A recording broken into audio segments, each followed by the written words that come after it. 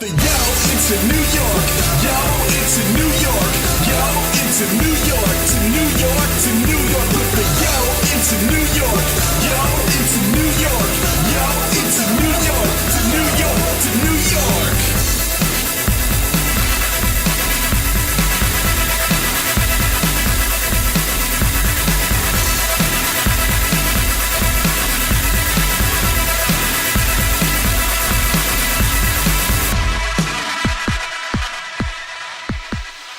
And welcome to Crash Chords Autographs. Today, Matt welcomes Beefy, a nerdcore artist hailing from Spokane Valley, Washington.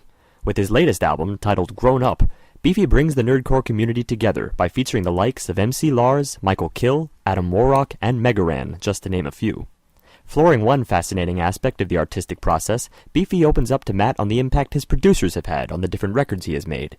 He also discusses his life as a working artist and having to balance that work with having a family and a full-time job. Stepping from that to a mutual joy for the online game League of Legends, here's welcoming Matt Storm and Beefy. Hello, is this Beefy? Yeah, this is Beefy. Is this Matt? This is Matt. What's up?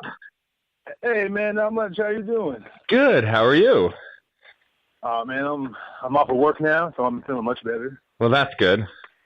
Yeah, man. I got enchiladas in my belly. I mean, I couldn't be happier. Well, that's good. Thank you for taking the time to agree to do the interview. I'm very excited to have you on the show. I'm a big fan of your work. Oh, thanks, man. I'm excited to do it. I saw you. I got a lot of my friends that have done it and stuff. And yep. It makes perfect sense to me. I'm slowly collecting all of the nerdcore rappers, increasing my collection one by one. Just like Pokemon, you got to get all of us. I got to get them all, and there's so many, and you guys have different powers. You should see us breed. It's so weird. So last year you came out with a brand new record, which I was excited to hear. After your EP that sustained me for a while, your TV and cartoon-inspired EP, your brand new record, Grown Up, touring record, which I really enjoyed. Thank you. I actually got to chat with MC Lars a bit about it because I interviewed him earlier on, and I mentioned Hacks, and he did the verse for that. And he's like, "Oh yeah, I did that. I recorded that verse a while ago, so thanks for reminding me." But he said he had a blast working on it, and I love that record because it is a jump from your last record in the fact that you have this kind of growth and maturity in the music that you have, but you still go back and do fun stuff as well. You have your sketch, which is still a song, which I love because so many hip hop records have sketches that are just trying to be funny, but there's nothing musical about them. Yeah. But you take yours and go from freaking out about a phone call to just rapping about nerdy stuff, and right. And it's fun. How long was Grown Up actually in the making for? Grown Up, man, I used to have, a physical date sometime in October of, I think it was 2013 or something like that. We'd been working on it for so long, just little bits, that at one point, Mustin, who was the producer on it, said, "Hey, man, we doing this or what's the deal?" And so we put some renewed energy into it and really kind of stomped down some of the songs because he had just almost every demo he had ahead of time. I had demos that I made ahead of time, and then it just kind of sat there for a while, and it didn't progress anything. And it wasn't like I was working on a whole bunch of other projects at the same time, just little odds and ends. And it was in the phase where I was kind of like, it's so much easier just to do a feature verse with someone than it is to do my whole own song. I mean, oh my God, so much work. I have to come up with the whole concept and everything. Yuck. But so yeah, we finally geared, just nailed it down, and he works. Me and Mustin are oddly similar. He works a bunch of jobs. He has a wife with a kid, so he's stepdaddy, and so am I. And we just, everything is a time suck. And then we also obviously want to be these internet celebrities who want to make cool music together. So a lot of stuff was put on the back burner, but I'm glad we finally sucked it up and got it out. But it was well over, I think, from initial concept to finishing, it was well over 2 years. Wow. Well, the care in it definitely shows. And what I like about you, and I told this to kHill actually recently when I interviewed him, was that what I like about a lot of nerdcore rappers is that when they have a dialogue with the audience, even on their record, it's very personal and it's very you. You're not putting on a character. You're being you. So I've never read or watched Game of Thrones, ever. But I love your Game of Thrones song, and I love at the beginning how you're like, oh, by the way, if you like, we have to take a knee here because if you haven't read, like, you gave a whole spoiler spiel, and like, I feel like that's something you would do to a friend who like came over to watch the show, and you're like, oh, well, you want to talk about the book? Well, see here, this, and so it was pretty cool. And then I was like, oh, it's about Game of Thrones. No, I'm never gonna watch it anyway, and even if I do, I don't care. Right. And and it's a great track, and I enjoy it, even though I don't know that much about Game of Thrones because of just the way it's framed and the music, of course, itself. Yeah, I must have sent me that beat, and it felt right. I had just gone through a spree of reading all the books, and was really, really feeling like every little character, every nuance of the novels of it and everything, and really dug into the show was just coming out. So it made sense. But again, since from the time it took to actually read it, half the things in there aren't spoilers for the TV show anymore. But it's still fun. But I got a friend Steve who does a podcast in Seattle called Bone Bat Show that you kind of said the same kind of thing where like he likes little skits because it seems like it's just that must be what Beefy is like in real life or something like that, or that must be like hanging out Beefy or talking on the phone or just whatever. And more or less, yeah. I mean, I only make these little skits or make the little recordings to make the producer laugh at the end of the day. And Mustang has a really good sense of humor, and Tanner, who I work with a bunch, he has, same kind of sense of humor. We'll just kind of make these things and we think it's funny. And we'll add little intros and outros. I'm not MC Chris where I'm confident enough to write the great, audio sketch that will have people roll in for 30 years, because there's some sketches you can listen to and some albums that have some things that'll make you laugh, decades from now. And I just don't feel confident, like, yeah, I'm probably not going to do that. I can be me though. And I can do me, and I can be timeless. Hopefully, and not come off as a dick. And it's easy when I'm not, just overreacting to things like I do in the sketches, or underreacting to things. Just that's kind of who I am and kind of how I do. Anyway, so it's not something like some act I have to put on later if you meet me at a show or you meet me at just at the store, and I don't have to be like, oh wow, I'm Beefy. This is my Beefy voice now. Let me put on the sky. Well, yeah, and I mean, it even comes across in the song Holiday that you did, when you're like, every time I hear, we need some form of pants, I lose it. Every time. Like, I'm in my office working my day job, and I'm listening to this album, and I hear that and I just lose it. I can't. Because I feel like I've had that conversation with my nephew or niece before. Like, they want to, you got to put on pants. Pants are important. I would love to. Believe me, there's nothing more than I would love to do than live in a society that says, pants aren't going to be necessary. But, baby, you need pants, unfortunately, in this democracy. So let's go. So, obviously, Grown Up came out towards the end of last year. Do you have any plans to do some touring with the new record and hit up either the East or West Coast? That would be the dream, unfortunately, because, the content of Grown Up basically says, I'm just a dude. I'm just a grown-up guy that has to do work and shit. I can't work and stuff. I can't tour. I'm not a touring artist. I'm not really good at it. So yeah, I work full time. I work 2 jobs. I just trying to pay the bills while the wife is in school. She's finishing up her master's and stuff. So I decided, we'll pump the brakes on this. And I was never good at touring. Like, even when I was single as all hell and just like the super virgin and stuff like that, like I still wasn't touring. And the one time I did do some shows like down the West Coast, like I was like, merch, I don't have any merch. I didn't know how to pay the bills doing the show. Like, now I've met people like MegaRan, and I've met, WarRock and Lars and Front a lot, and these guys, they get by and they do these things. Merch is important, and why don't you have merch? You should be why aren't you selling shirts and stuff? So, I'm not very good at the business side of it. I just really like doing shows. And so I'll do a lot of, I'll drive out, 4 or 5, 6 hours to get to Seattle or Portland or, somewhere around here in order to do a show. But, since I started locking it down, I've been focusing more on like, hey, I can make some records. I can make some cool stuff. I can feature on a few dudes' tracks and stuff. But the touring has to take a wayside until, the wife is the world's greatest teacher. And then I can go back to just screwing around and spending money flying to places like Orlando. There you go. See, you got to have your priorities. You got to get stuff in line, and then when you're ready. Probably won't hear this, if I'm being honest. See, I don't want her to hear this so she understands my plot. Right. So let's make sure because keep her away from here. We can only hope she doesn't hear it, because then if she does, she'll know the jig is up, and that's it. I can't have that. I have a plan, and that's her finding out is not part of it. So But no, yeah, I would love to. There's one thing I love more than doing shows. I feel like I do them pretty well. I feel like people who haven't heard me before are pretty surprised by this really, really, really big dude doing pretty decent raps at a pretty fast clip for, half hour, 45 minutes, hour, however long they have to go for. And it's so much. I love winning over fans. I love making new fans and meeting new people and seeing the people that I've seen before, seen like 17 times and giving bro hugs to everybody. But I love making new fans and making new people and telling people, oh yeah, you can check out my website. It's pretty cool. Right? I just like that experience. It's so much fun. Sure. Yeah. My next question is, since we're talking about the new record and music in general, I actually have a fan question. Sarah wants to know, what's the hardest track you've ever written? What was the most difficult track for you to ever create? Oh, God, it's definitely, I don't know. I can't think of one off the top of my head. Definitely, I know exactly. I knew it was going to be a Grammar Club song, because that's the side project I do with Shell Riley. And, yes. Yeah. Ty and Glenn Case and a bunch of other people, DJ Snyder. There's a song called Alternate Ending that we did in, I think it's 3/4 time.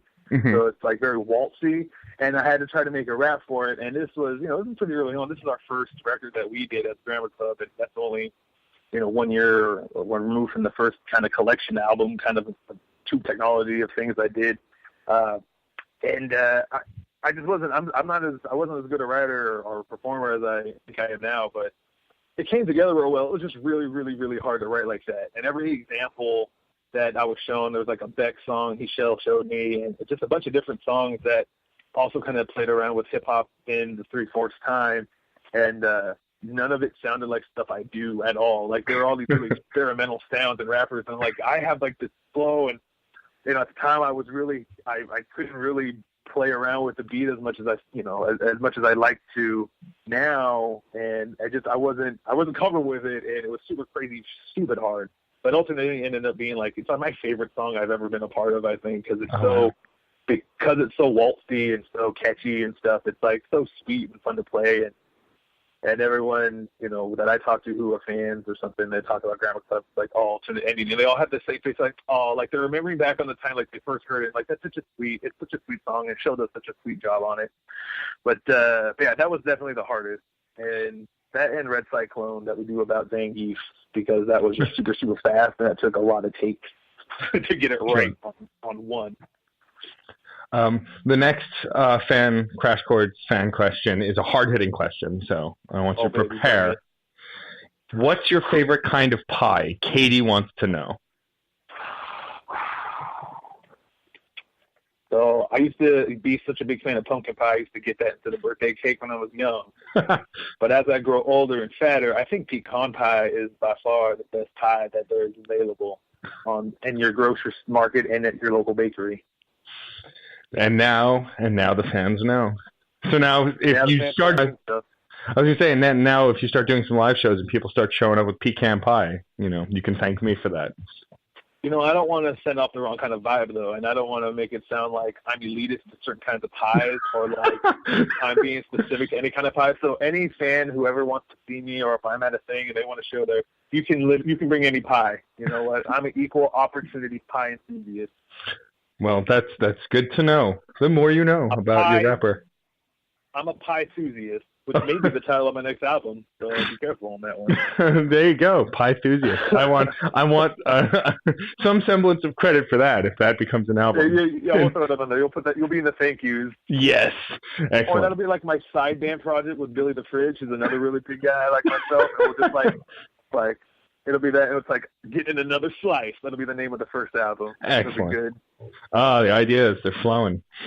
It's really good. I'm feeling it right now. So, obviously, if anyone listens to your raps at all, you might be a tiny bit into video games and pop culture and science fiction. I just get a sense. It might be crazy. A little bit. Just a little bit. I don't want to get that vibe off, but that's the vibe I've been giving off, and I'll work on it. If you had a favorite pastime when you're not writing music, when you're on your downtime, a thing you like to do when you're not working or rapping, what would that nerdy hobby or non-nerdy hobby be? Lately, as of most recently, the last few months, it's been League of Legends. I have been super, super into League of Legends.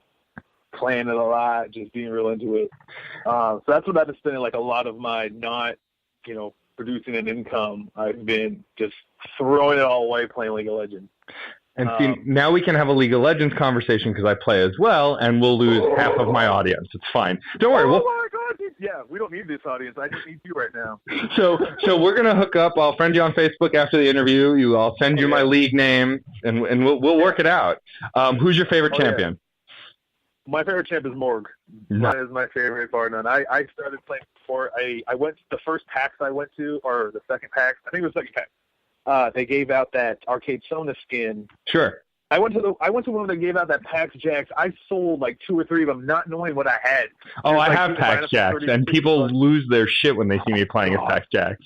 I'm so mad at old Beefy not knowing. I was like, I would now pay like $100 to get that. Maybe, probably not. The wife won't allow that. But I would pay money to get that now, and I sold it for like barely anything. And yeah, so I got that thing. So I started playing support Sona, and I thought this is really good. And then we started playing more. I got a buddy online who said, hey, I was like on Twitter saying, hey man, I want to play League, but I don't really know if it's kind of like hard to get past all of the trash talking and the saltiness and just not feeling like a piece of shit every time I finish a game. And some guy came in and was like, hey man, I'll run some games with you, kind of teach you some stuff. So I started playing with him. I got my wife into it. My brother started playing it. So it's turned into like this family affair where some days I don't even want to play, but if my wife's playing and Chris is playing and my brother's playing, it's like, well, I want to be the weird guy not playing. Right. So I don't get to see my brother all the time. We moved to a different city and stuff, and so it's a nice way to just get to spend time with people and play this game. But yeah, man, I play support all day. What I love about League is if you have a group of friends and you're all playing together on a team and you don't give a shit, like if you're just playing and you want to learn the ropes or you just want to have some fun, some of the ridiculous shit you can do. So I always play bruisers. I like top laners, so I'm a Garrett or a Malphite is one of my favorites. He's the first champion I ever played in beta. And my favorite thing to do is just stack. So with Malphite, more armor means more damage. So what I do is just stack straight armor, and then I throw my rock trail, and it just topples people. It's hilarious. You just go armor regardless of who you're up against. Just stacking armor just because you need to build that damage up. Well, also the funny thing is also with his ultimate, if I dash in and stun everybody, my favorite thing is in ARAM is like as the wave is coming, just dash in, stun everybody. I die, but so do they, because while they're killing me, everybody's killing them. Exactly. Well, that's because I've been playing like a lot of ARAM. After rank, I started my rank career I got on my 10 games at Silver 4, and I proceeded to just trash my way down to Bronze 5. And just emotional, just terrible. I'm not Bronze 5, I'm Bronze 1. That's the top one. So I'm doing terrible. I'm doing all these things. So I just started playing a lot of ARAM because there's nothing more fun to be like, I need to practice my team fights anyway. Yeah. And I can play ARAMs all day. Plus it gives me time throwing a new champ and stuff like that. But I played a lot of Alistar, Malphite, and ARAM, and I found out that I suck as tank because I think that I'm not physically hurt over here. Why would my avatar be hurt or afraid? I can take on that Shaco or I can take on that Fiddlesticks by myself, no problem. And then I die repeatedly and feed as Alistar. So, yeah, needless to say, League has taken a large portion of my life, but I don't want to be one of those rappers that only raps about League of Legends because they already have people like that administrator who is already way better at that than I am. So, but just playing with the friends, and like you were saying, I got the Professor Shy Guy is another guy who's done a lot of great turn music. He just played MagFest and stuff. Sure. He plays League and stuff, and he has this whole group of friends that I'll jump in with for a while, and it's weird because they have their own like language they all speak in, and it's kind of like I'm observing like their mechanics and the way they do things. But they're talking about sometimes they'll just play a troll game, but just all play Team Bird, where everyone will be like a bird-related champ, and Team Bust, where everyone gets the skins and the splash arts that have literally as much bust as possible, regardless of team comp. So, I really like the fun you can have with a group of people and just kind of trolling if you're not taking it too seriously. Yeah. But don't mess around my ranked game because that's serious business, obviously. I don't need to tell you all that, obviously. But. Obviously. If listeners are League players, they know. I happen to know some of my fans are League players, so that's fun. It's always nice.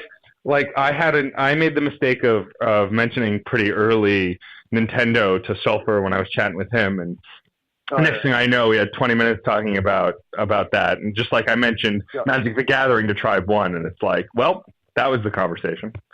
Yeah, So, exactly. Like you just got to find that hot button that they're really feeling at this moment, and then you got that's content, baby. well, also for me, it's like I'm a huge nerd and I like these things, and I don't get to play them as much because running a website, having a day job, doesn't leave a lot of time for stuff. But exactly. but I love chatting with any artist about what they're really into, because if I find a connection to it, it's fun to just chat about something that's not music with a musician too, because it grounds them in reality, knowing what they're into. That's what I listen to a lot of sports stuff because I'm also a sports nerd. It's just a thing I decided you can be.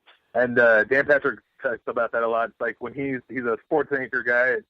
When he meets a celebrity, he wants to talk to Bruce Springsteen about his music, or he wants to talk to these people about what it's like, on SNL for years or something, and they just want to talk about sports all day. It's like, I don't want to talk about sports. Like, that's my job. I talk about sports all day. Let's talk about, no one wants to talk about the thing that they're, doing professionally or doing for, creative reasons. They just want to talk about that cool stuff that, that everyone enjoys or everyone can relate to. Sure, yeah. Games are important. Besides League of Legends specifically, do you have? Let's jump to movies, because I imagine you're into some nerdy movies and TV shows. Do you have a favorite movie that you like to chill out with? Like, if you really need to wind down, a favorite movie, not even the best movie, but just a favorite movie that really helps you wind down after a long day of work. Like a lot of good wind down movie. I like for some reason there's those like Moneyball and Social Network. I can watch those for some reason a lot because I really like Aaron Sorkin's really fast, quick back and forth dialogue style. For some reason I can watch that and I can watch it if it's on FX, if it's on Netflix or something. It's like, I can't find anything else. This is cool. But yeah, nothing. It's not like I watch a lot of shows. Like I can watch Scrubs. Scrubs is like a go-to. Love Scrubs. Hey, I haven't seen this one episode in a long time. Watch that. I started watching Sirens recently because it got on Netflix, and I love that show. Oh my god, I'm a big fan of that. And I can 30 Rock. 30 Rock is another show that I can jump on any episode and just and be fine and just be happy and laugh at it like it was the first time I saw it.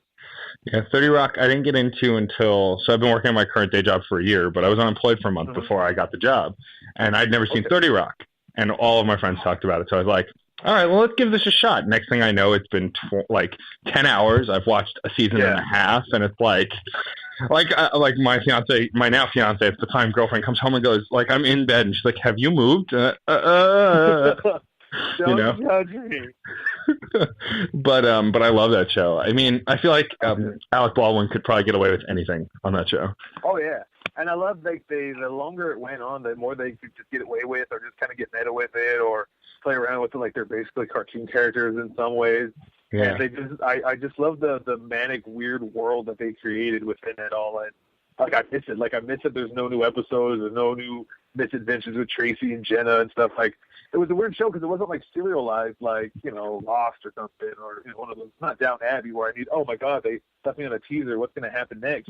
Yeah. Liz is going to have hang-ups, and Jenna's going to be selfish, and Tracy's going to be ridiculous, but and Jack's going to save the day and be awesome and hilarious.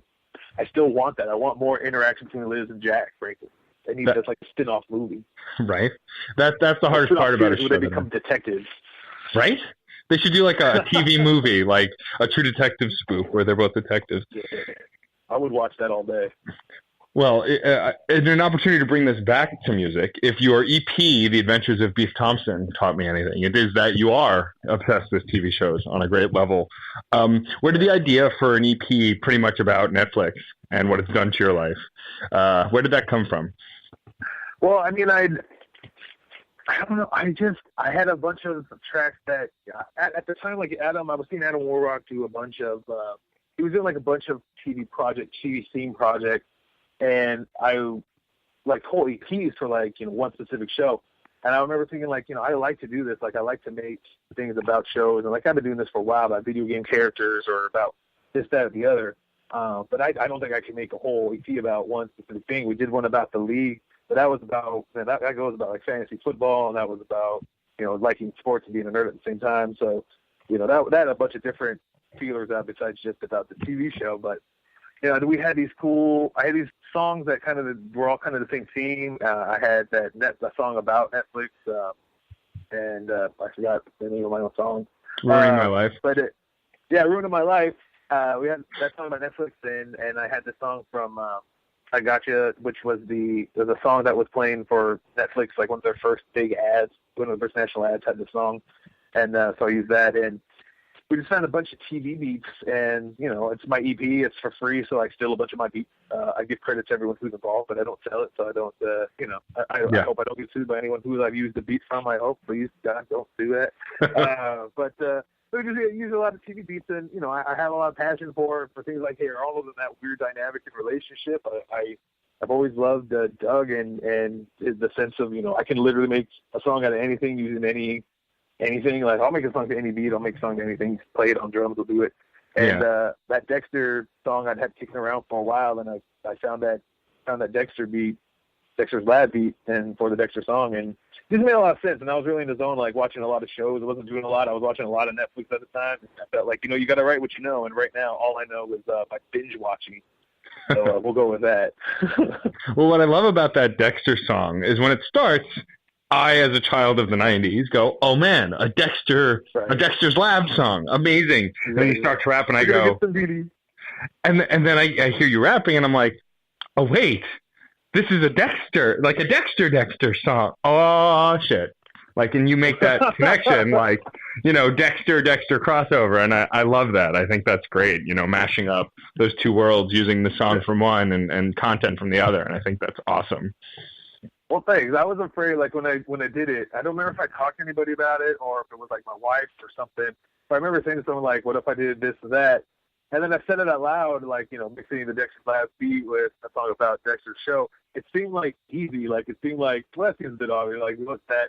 But everyone seems to be, like, really, really into it. And I thought, well, maybe that's just one of my weird, like, that's a weird, good idea that it turns out hadn't technically been done before. And I just got lucky on it because it seemed natural. It was, like, my first idea for it. Like, oh, what if I did this, but about other Dexter? Because, again, TV binging at the time. I just finished watching, like, one of the seasons of Dexter. And, I haven't seen Dexter's Lab in a long while, but, obviously that music kind of sticks with you forever. Like, you don't even, you could have not watched Cartoon Network for a long, long time and start hearing the music. Like, I don't know, I can't remember what, but I feel like I'm 7 again for some reason. What's happening? But it was just fun to do little things, and, like, even, like, songs, like, not referencing the shows directly, but still kind of having that same feel for it. Just wanted to do some fun stuff. Yeah. Well, and it kind of shows through. I mean, also, like, the Hey Arnold track is, like, that's where you took a sketch, but you made it a song. Like, the whole thing is a sketch. You're doing both perspectives. You're singing both perspectives. Right. But it's not just it's just not a dialogue. There's music to it, too, and added so much to it, Even that realization at the end, like, when you're talking out Arnold's mental train about, well, I'm ready for this. Like, I and just, I think that's... Well, I like to think that Arnold at some point in his future kind of like grew up a little bit, and like these kids grew up, and it's like, hey man, like no one's perfect. Arnold's always kind of like ultra kind of guy. Like I feel like given some time to mature and grow up, those guys would have totally hung out, man, for sure. Yeah, and it's just it's cool to hear that, because you're like, oh yeah, it makes perfect sense, like considering everything that happened in the show, Yeah. Exactly, especially when you're that age or just a little older than that, and you're like, hey, man, I know this girl I saw in her diary. That's legit. That happened. But I think in the cartoon, he does not read her diary, because he's a gentleman. He is. He's not in my version of the song, though. In my version, no. He's a creep just like any normal human would be, and he would read that diary. and then be surprised and be like, oh, damn, here it goes. Okay, what? Exactly. So obviously Grown Up came out last year and the EP had come out, I think, earlier the same year. Are you working on some more new tracks? And you say that you're not as much touring as you are just kind of putting out music. Are you working on more stuff? Do you have anything coming down the pipeline, as they say? I do. We have a new album. We're putting I'm not finalizing yet. I still have a few more songs I want to write for it still. But, we're coming to the final stretch of doing a new album with my longtime collaborator and friend Tanner, 4105. And we've been making songs together for years now, and we're doing an album together. And it's hot, dude. I like it. It's different a lot from Grown Up, only because Mustin and Tanner are way different producers. Sure. But it's gonna be fun. It's still gonna be loose and still be weird. But Tanner's music is a lot more high energy and like a lot more dancier, things like that. Whereas Mustin's, I feel, is like more poppy, catchier. So it's gonna be fun stuff. It's fun to work with such different producer people, because they let me be like, I can do different songs, I can do different people if I choose to. So it's been really cool. I'm really pumped up for it, and I'm still like tracking down people who I need to get to. I say convince, but really I need to guilt them into being on my album. So I got to work on some of those features, and then we should be fine. Well, do you have any specific features in mind? Have you spoken to anybody yet, or? We're definitely using Dr. Awkward, who's a great rapper. He's a wonderful dude. Yeah, he's outstanding. Like he's another guy who's like working all the time, but he's able, he's making time. He's being able to get out and do shows, and did tour with MC Chris and stuff. So he's doing great things. He's the one for sure I've nailed down. There's always people I want to work with, and I never know, because like the people want to hear me work with MegaRan again, because I've done like 1,000 songs with MegaRan, and I've done 1,000 more.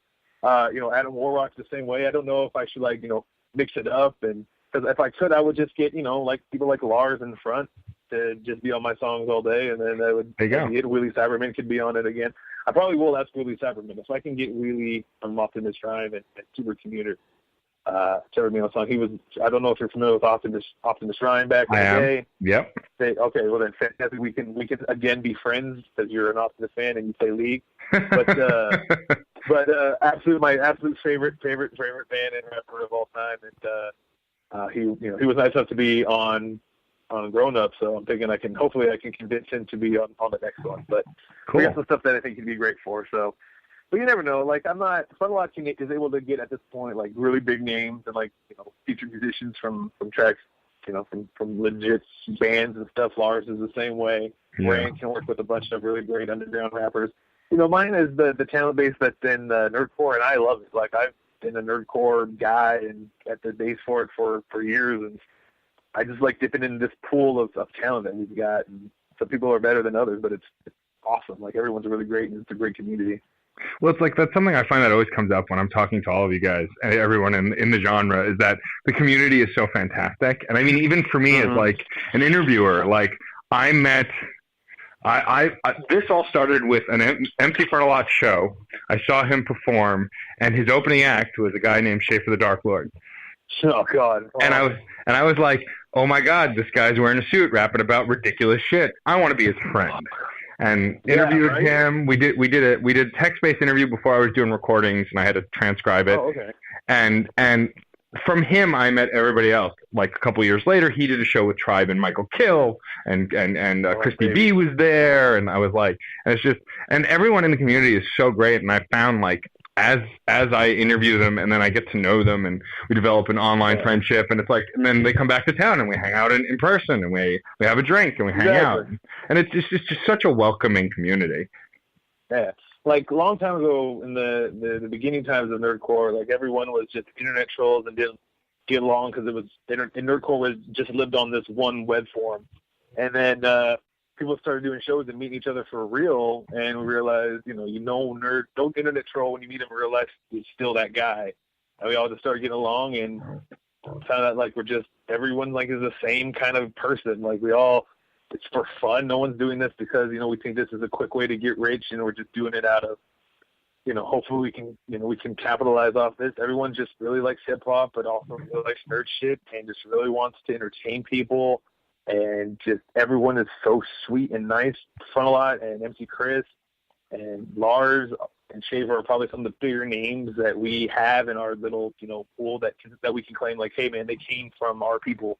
Or they helped influence this whole group of people, and they're the nicest guys. Like they'll help you out at a show. They'll bend over backwards and get the shirt off the back if they can help you as an artist. If you're a fan that needs help, like they're great. Like everyone has always been super super friendly to me, and even the people who I've had like really big disagreements with online. Like as soon as I actually meet them in real life, it's like, oh well, hey man, sorry I can be a dick sometimes, and sometimes I say things, and I really think you're talented, or blah, blah, or like, man, you're just not my cup of tea, but I mean, you're a really nice person. I shouldn't have taken that out, blah, blah, blah. Like, everyone's super cool and mature once you actually meet them, and you have a few drinks with them, and you perform with them. Like, there's so many people like, they're all right. I don't like them when I hear the recordings or SoundCloud or whatever. And then I see them in person, and they're just bringing the heat. They're really into it, and they just change your opinion on someone right away, meeting them in real life. And everyone is so supportive of each other in the scene. It's the dopest thing in the history of the world. I couldn't agree more. And sometimes we get ice cream, and then it just makes it better. Exactly, because ice cream makes everything better. It's funny. I actually first heard you and Schaefer on the same track. I had bought MC Parnalot 0 Day, and you're both featured on the same track with him, and you do that whole disaster movie. It's a disaster, that disaster movie synopsis thing. Yeah, exactly. And I'm listening to this, and I'm like, these guys are great. And then, of course, I go down the Wikipedia or Spotify or whatever web device rabbit hole, and I'm like, oh, these guys got albums? Oh, man, they got a lot of albums. And then just listening to the catalog. And then what I love about Spotify, there are a lot of complaints a lot of people have with it, especially artists and stuff. But the one thing I do like about it is because they hyperlink the featured artists on every album, you can literally just go from album to album to album to album. And in Nerdcore, there's so many guest verses. It's like you could spend all day just discovering new artists. It's like I take a look at some of our artist pages, like mine or Front or Whitey Crackers or something, and just to see like my albums on there, albums on there. Like there's so many like albums, and like somebody even like we could do 6 Degrees of Kevin Bacon almost with some people, because like that guy's worked with him, who's worked with him, and you can just follow it. Anyway, just get kind of down the wormhole like Wikipedia, like, oh, that dude's dope, let's check out him. Oh, he's part of this whole other group of people who are doing something similar. Let's check out all their music. So yeah, it's a fun scene. Like everyone really likes working together, and there's never like no one charges anyone else to be on another verse, and no one does things like that. It's so on a barter agreement of like, I'll do this verse for you, but you'll do a verse for me in the future, or you'll do a beat for me, or when we do this thing, you'll let us open for you, vice versa. Like that kind of stuff. It's never like this. No one's in this for money to do business stuff. I mean, when doing shows, they want to sell merch, they want to survive and eat, put food on the table, obviously, but no one's out there to do it off of anyone else, or to do it at the detriment of any other performer or anything like that, which is, as far as from what I've been told about the music industry and about performance and anything like that, is completely rare. Yeah, it's tough. Like New York has a good crowd for it if you can find the right spot. Like my fiance's in a folk band, and they play a regular monthly gig, and like it's at a bar that their friend owns, and it's got a good crowd, and like everybody works together who plays, everyone supports each other on a show night. But it's not everywhere. There are people who are cutthroat to get to where they want to be, and I think it's the new model, the internet model, and the whole DIY indie thing is what gives that camaraderie, I think, because you're all in it together. You're all just trying to make a buck and trying to make more music and make more art. Yeah, we're always like using each other as a resource. Like there's a Nerdcore Hip Hop Facebook group that's kind of taken over where that forum left off back in the day. Nice. And it's just people saying, hey, this is beyond just hey, there's my mixtape, here's this, that, the other. It's like, hey, what should I use for this, or what are some tips and tricks I can use? Like, hey, everyone's producing this on their computers at home, pretty much. I mean, what can I do to improve my recording? What kind of equipment should I be buying on this budget? And people are there readily giving information and giving tips. We just finished up the VPC3, the Vocal Producer Challenge, and nice. Everyone's competing against each other, but at the same time, everyone's giving each other feedback. Everyone's being really constructive with how it's going. No one's out there just to rip somebody else. And some people are doing again better than others. And sometimes people have disagreements on stuff, but for the most part, there's always going to be those handful of trolls and handful of people who just want to start a fire. But these days, it's just mostly people like, hey man, we could compete against each other. We may be, competitors or whatever, rivals, or even. But at the end of the day, like we're still in the same clique and family and in the same genre, so we're still gonna look out for each other. Yeah, and I think it really shows in the work too. The camaraderie there is there in the music and the content too. Exactly. There's one other specific song I want to ask a question about, mostly because it was my favorite cartoon probably of all time, one of the best superhero cartoons ever made, and you did a song about it. Your Uncanny X-Men song you did. Yeah. Sampling that beat. Did that come just from your long love of that cartoon since you were a kid, or did it just kind of dawn on you one day? How did the planning for that song kind of come to pass? That absolutely came from me loving that song as a kid. I specifically asked Mustin to make a beat using the Uncanny the X-Men Saturday morning cartoon track.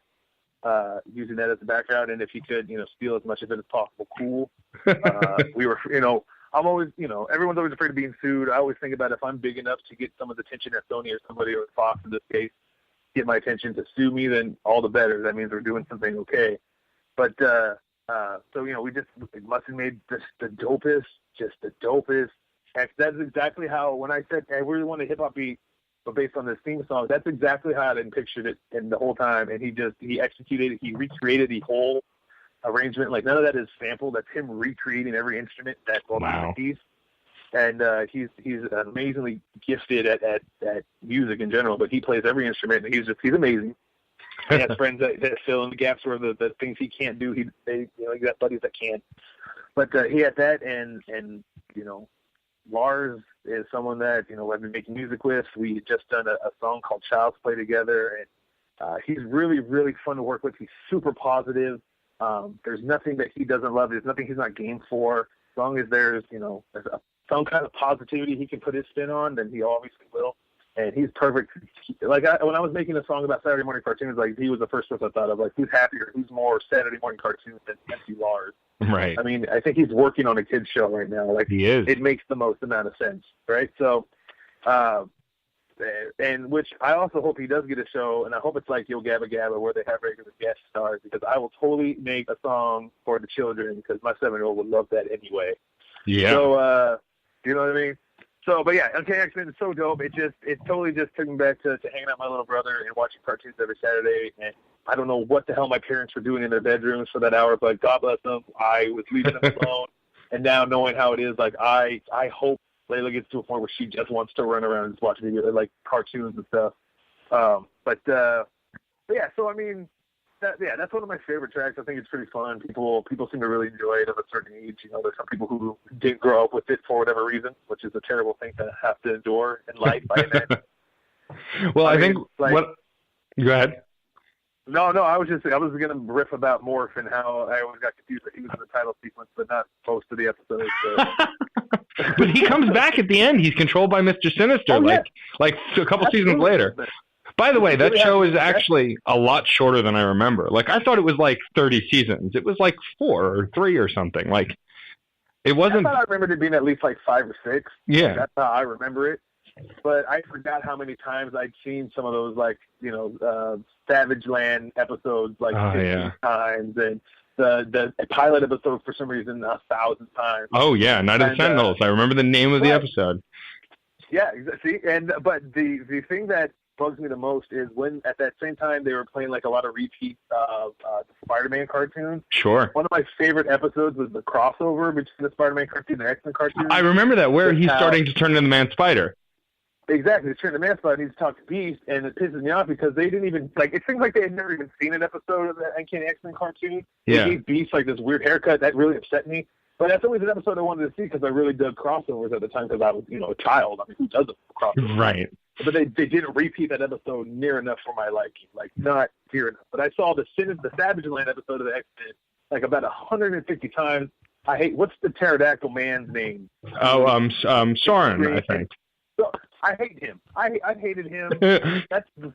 He was the Starscream of the X-Men cartoon. So stupid. Hated him so much. Worse. And then he spoke with I hate him. I think about it right now, and it's filling me with rage. It's funny you bring up the Spider-Man cartoon. Like, those both came out around the same time, and I love those. And my two favorite Marvel heroes still are, and I say hero because he's sort of a hero, is Wolverine and Venom. I always loved Venom. I thought Venom was awesome. He could, I thought he was such a badass character. And I remember what I thought was a season finale of one season of Spider-Man where he loses the black suit and Eddie Brock finds it, and it ends with his foot stepping on a newspaper. You don't actually get to see Venom. When I went on Netflix and looked up the seasons, I was trying to find that episode at the tail end of every season, and it's not there. I'm like, it was like the 5th or 6th episode in one of the seasons. And I'm like, I remember there being a gap. I remember Fox splitting it up. I had to wait weeks and weeks and weeks to see it. I mean, it could have just been a week, and I was 10 and didn't, realize. But get out of my head right now, dude, because I remember, now that you're saying this, I feel like I remember there being, weeks worth of buildup for, oh my God, Venom is going to be on the cartoon. Oh my God, it looks so cool. Oh my God, Venom. Like, I remember being so pumped for that. How is that only the 5th episode? Like, it was definitely not at the end of the season. It was like in the middle of one of the seasons, and I was blown away. I mean, wow. Yeah, it's funny how you remember stuff as a kid, and then as you get older, you're like, really? Like, what? Oh, yeah. Well, those Saturday morning cartoons, like, put me through a loop, too, because I thought that when they had the commercials for if you send a letter to Fox at whatever in L.A., you can win the portable TV and the season, all these tapes of X and da-da-da. For some reason, I didn't realize that was a contest. Like, I thought I put the effort in to send a letter out to you. You should send me a TV and a bunch of VHS tapes for free. I was just like, I was always sitting there like, where's the mail, dude? I'm expecting the package. What is happening? Like, I had a weird eye-opening to the experience of like, no, man, you didn't win, man. They just get some letters in there. You just didn't win, though. They just want your address. They want you to be able to send your mom stuff in the mail. I'm sure of it. Like, they just want to sell your ad time, or it's just like, oh, we know that kid's watching. Put that in the Nielsen box. Right, exactly. So they can stack that, which is the most archaic way of finding ratings. But hey. So I don't remember when you asked me when I lost my innocence, but that's when it was. I can remember the day. well, now we know, and now Nerdcore as a whole knows. Now you're fans. Yeah, now they can stop asking, finally. Another question I wanted to ask was, if there was something about you that your fans might not know, what would that be? Whether it's your a favorite band that they might not think you like, or a favorite TV show they might not think you like. What about you would be most surprising to your fans to hear? I've never played a Legend of Zelda game ever in my life. Wow. Like, no Link to the Past, no Ocarina of Time, no nothing. I've never played Legend of Zelda game franchise ever. So, not as a point of, like, I refuse, just it's never appealed to me that much. When it was really popular when I was growing up, I didn't know how to read yet. So I was like, no, man, I'll just keep playing Ninja Turtles and Mario. And then I just kind of drifted away, and then it became this whole big thing, and the whole culture of people love it. And it's not, I feel like it's like reading a bunch of DC comics. Like, I didn't grow up with it. There's way too much backstory to have to get through. Yeah. I don't have NES anymore. I'm not going to, yeah. So that's how I feel about it. And now I feel like that's my biggest nerd shame. And I could do something about it readily, and I just haven't. Wow. I just want to say, Beefy, we had been friends. Like we had been friends, right? Right. We were getting along really well. I was looking forward to playing League. I was looking forward to becoming friends on Facebook. But, now... No, honestly, I get that, because there are so many gaming franchises that I look at and go, how do I even approach it? Yeah. When God of War came out, I was into Devil May Cry, which is the same kind of game system. Right. And so I played those games to death, but never touched God of War. And now there's like 8 of them or whatever. And it's like, all my friends are like, how have you not played God of War? It's incredible. It's the best hack and slash game ever. And I'm just like, nah, I don't want to start from the beginning. I don't know. For me, it's like strike that, reverse it, because I love God of War. I played the first 3. I don't know the other add-on games they added to it, whatever. Sure. I played the trilogy of it, but I've never played a Devil May Cry game. See? Because they came out at the same time. Right, exactly. And they were the same exact gameplay, like run around, collect weapons, cut people's heads off, Yeah. So who wants to do that more than once, It's like... I think God of War won it over for me because they had boobs in the game, and I don't know if Devil May Cry did. Devil May Cry did have Devil May Cry didn't advertise boobs, but it did have a leather-clad woman who was very booby. I appreciate that, but then they had like Aphrodite or something, sure, or whatever, Then they had just like, hey, want to try this pleasure, the 3-way mini game that's kind of off screen, but you know what's happening. You better swivel that L stick the right direction, right? So that game was hard because I'm not the type of guy that like I want to root for you, protagonist, but he talks about his wife and daughter dying, and then he's like having a 3-way like 10 minutes into gameplay, and it's like I thought, where is that love? Like I couldn't do that. Why are you going to be so manly? I guess he is the God of War, though, at some point. So, I guess I should back up a little bit. I guess so. I'm a lot less. I guess I'm a lot less manly than the God of War. I guess so. I guess we all are. Really, that's it. If we've learned anything today, it's that we're all less manly than the God of War. Oh God! If only though. One of my other weird secrets is that at one point when I was in like 8th grade or sixth grade, when I was getting to middle school, I really thought for sure I would one day become a professional wrestler. Like I was pretty, that was like my destiny. But that didn't end up happening either. I could step that up. In high school to early college, I backyard wrestled for years. We had a league. We had championships. We videotaped it. There's videotapes that a friend of mine is married and with a young son, and someday those tapes are going to come out to embarrass all of us. Exactly. Sure. See, my problem, and this sounds like a weird thing to complain about, but my parents and the parents of my friends care too much, and I don't want this to make it sound like yours didn't. No, of course. Well, my parents didn't know. If they knew, I'd be dead. I don't think they still know. Because we had this trampoline. We were always playing wrestling on it. Like, guys, we should get our friends, make up stories. It's really cool. Obviously, we're middle school, and so we did have a concept of what was really going on. Yeah. So we thought we had like this brilliant idea on our hands. We made this waiver, and we're showing our parents like, see, they just signed it. They just say, I won't sue anyone if I get hurt. They put their name, they put the parents' name, everything should be fine. And our parents are like, no, what do you know? You're not, no way. Backyard wrestling. What is wrong with you? And then like they look it up or they hear it on TV or something. It's like Mick Foley with barbed wire and videotapes of people with through the cardboard and on ladders. And they're like, no, absolutely not. Like, no, man, I'm like Team Malenko. I'm all about submission holds. You guys don't know my style, but whatever. Yeah, I've uttered aloud the term, I was the Mick Foley of my backyard wrestling league, which is a true story. I had 3 different gimmicks. Did you? That were ultimately ridiculous. One was the Vampire Lestat, which I ripped from Anne Rice, and I was just a guy who came out in dark clothes. I think it was my version of the Undertaker, essentially. And then I had Vampire-y Undertaker. Vampire-y Undertaker. I ripped off other wrestlers, essentially. Like my other character was Spike. That's an homage. Yeah, true. My other character was Spike, who wore a spiked baseball cap when you get those studs at Hot Topic. Like, he would have a spiked baseball bat and a spiked hat, and he was my Mick Foley kind of character. And then I had the Master, who came out with a guitar and was sort of around the time of the American Badass Undertaker. So. Oh, okay. So he could wrestle you or rock you out. That embarrassing thing somewhere, which I'm sure my friend, shout out to, who ran this backyard wrestling league, will whip out at some point to embarrass me horribly. But, whatever. If the accompanying photo of this show, picture that, if it's a picture of me and my stupid face and not a picture of some old photo of your backyard wrestling league, I'm going to be personally offended. If it's not at least like a thumbnail somewhere clickable that they can blow up and see. The funny thing is, when we post the shows, we post 3 photos. So usually I'll do a photo of the artist, a photo of their newest album. So now I have to see if my friend has a photo from back then. I don't know that we do, because it was before digital cameras were even a thing. So, these are real photos with film. I don't know if you know what film is. It's the thing that used to go on camera. I've heard of this thing. You're taking me back to middle school, and my Insta cameras are disposable cameras from back in the day that I always got my finger in front of, it turns out. Yeah. I was terrible at having friends in middle school because, we didn't have cell phones yet. We were just getting them as I was finishing. So our selfies, all those little fun photos, you make your little collage in your binders and your lockers. And all of yours had thumbs?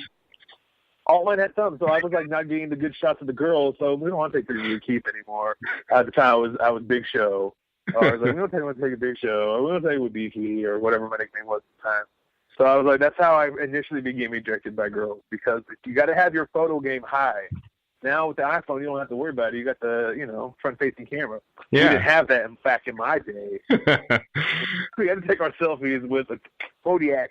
Yep, and then you didn't know if it came out till like a week later. Oh yeah, if you remember to even get them developed at all, I guarantee I still had at least 3 at my mom's house that never got developed. Probably. I've found rolls of film, like moving out of my parents' place. I found rolls of film that I have no idea what they're for. They're not labeled. Right. They're used. And so someday maybe I'll bring them and get them developed and be terrified at what I find. That's the thing that holds me back. It's like, I don't know what my hair looked like right at that time. Like, I was really into bleaching some stuff back in the day, man. And Jinko pants were really popular. I had them too. I don't know, man. I had them too. You had Jinko pants? Yep. Did you grow up in the Pacific Northwest? Because I don't know. I thought that was just here. Cause no. Terrifyingly popular. New York too. They were big. I was a quote unquote metalhead. I wore the spikes, the Jenkos, the flannels. Oh man, over here that was dominated by the Hispanic population that Oh, were gang affiliated, or at least wanted you to think they were gang affiliated because of how big their cups were. Exactly. That's how you know you're gangsters, because you got a lot of ankle space. Where I'm Obviously. from. uh, God, that's so nuts, dude. Oh my God! This started because we talked about Uncanny X-Men. You see what happened? just down the wormhole of days past, days of future past, you might say.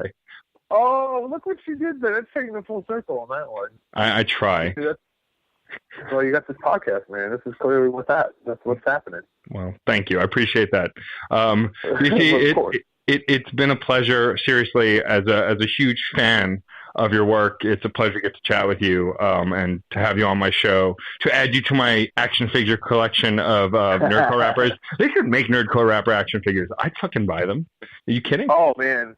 Like, it would depend on their craftsmanship. Like, it was pretty shoddy. I could look ridiculous. But, I mean, I could see it being really dope as well, though. I mean, that's true. Before we wrap, do you have anything you want to promote? Obviously, the newest album is Grown Up. Do you have a release date or a release time period for the new record you're working on? Grown Up came out last summer. It's doing real great. You can get that at Beefiness at beefiness.com or beefy.bandcamp.com. The new album, it's due out. I'm going to say this 2015. We're going to have it out this year, hopefully the next few months. I'm not being pulled over or anything. Every time my window will open next to the busy street. So we got the new album is called Too Big to Fail. It's me, and it's produced by my very good friend Tanner. That should be out in the next few months, and we're going to have a new song from it coming out very soon. Or, I mean, I don't know if you play music on this podcast. It'd be played on here, still in it. But yeah, we're doing those things. It's been pretty cool, and I'm very, very, very excited about it. Excellent. That's awesome. This podcast will come out in about a month or so, because they release bi-weekly, and a few others come out before this one. But I will definitely make sure, if that track is released by then, to link to it otherwise on the website. Otherwise, I will add that link once it's available. But seriously, man, thank you for taking the time. This has been a pleasure. I'm going to friend you on Facebook so we can hit up them League of Legends when you have some time. And if you ever find yourself in New York, let me know. Hey, man, yeah, I that's definitely a spot I want to hit up at some point in my life before I'm like, remember that old fat guy that used to rap, man? He's old now, but he's still trying to rap. Like, that's not going to happen for me, I don't think. Before I hit that stage, I want to make sure I get to New York, because I would love to do that. That would be cool, and I'll definitely look you up. You and Shell Riley would be who I'd have to hang out with and Shakes the Dark with. There you go. Well, I have New York, man. One of my best friends owns a bar with a TARDIS as a bathroom, so it's. I always wanted to pee in the TARDIS. You go. That's so coincidental, man. I love it. And they book rap acts, so. Man. Yeah, thank you so much, Beef. And I appreciate you taking the time, and I'll definitely catch you next time. Hey, man, thanks you again, and anytime. It's been a pleasure. This was awesome. Thanks for letting me be on the show. Absolutely, anytime. Take care, Beef. You too. Talk Bye. to you later. If you enjoyed these interviews, please subscribe to this and the Crash Chords podcast on iTunes, where you can also rate us and review us. You can also like us on Facebook, follow us on Twitter at Crash Chords Web, our Tumblr, and our YouTube channel. If you have any questions or comments, feel free to post in the comment area below each post. And keep the discussion going, because remember, music is life, and life is good.